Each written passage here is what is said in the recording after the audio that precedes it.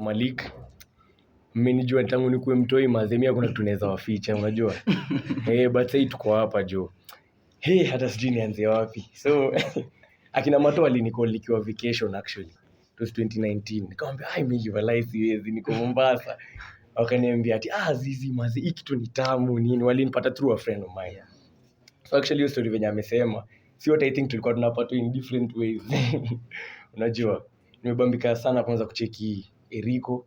Najua hata Eriko akumbuki the last time tulionana 2014. Na muona tena sasa nimebambika. I'm proud to be na Rabron kwa room. That guy amenilea kwa industry. Same thing to Gatonya amenilea mpaka sasa tuko pamoja. Nilianza hii kitu 2005. Mpaka sasa I was just a mere 5-year-old. Yeah, na bado tunaipiga mpaka sasa. Na mimi believe kitu moja. The Kenyan industry imegrow. Aki ya nani the Kenyan industry imegrow. Ukiuliza mseka Rabron na mshoku kuna masho alienda akalipoga punch ama akapewa maziwa na mkate akaambia ni aje buda enda mtaa. Unaona? But kama ange persist, hangefika hapa mahali sasa kila mtu hata si Kenya peke yake wanamjua. Same thing to Senjen, same thing to Gatonya. Gatonya hata ni vile every time angewapatia story yake ungecheka. But I'm really honored to be here. Nashukuru God sana, nashukuru Mr. Simon.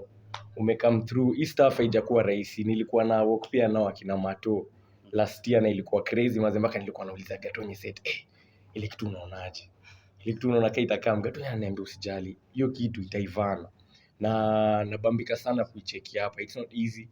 You all know if we all are content creators tunatengeneza mafilamu na mnajua si kitu rahisi ku make vitu kama hizi happen. So nazidi kushukuru God na all the execs, cast na crew. And I was also to talk about the cast Wayang. It was really hard. It really siwezi danganya, it really broke me down hiyo time kwa sababu nilikuwa na play a different role. Venye mtaona hapa I was a druggy kid nini. Unajua si you believe in as an actor you have to take time to get into character and then take time as well to de-roll. Never judge an actor's or an actress's response to life kwa sababu most of us tunaitwaga crazy. Leo umeambiwa katika mlevi hujai kata maji. Unaenda unafanya research, unakata maji kama Musa. Unaona? So hivyo ndio inakuaga. Unaenda unaambiwa ni aje meza pills. Una make sure nika unameza hiyo pill inakuingia yani una feel na cheesy. Ukirudi mtaa hauna mse wa kukusaidia kuderoll. So Kenya naweza penda pia if we had people who help each other, help actors and actresses to deroll and get into character. Those are things that itaonesha pia tumemove from hapa to hapa. Na thanks to guys like ama director Gatonya akina Rabron wenye wametusaidia to deroll a lot. Like mimi singeacha kuwa ghetto kid kama si Rabron.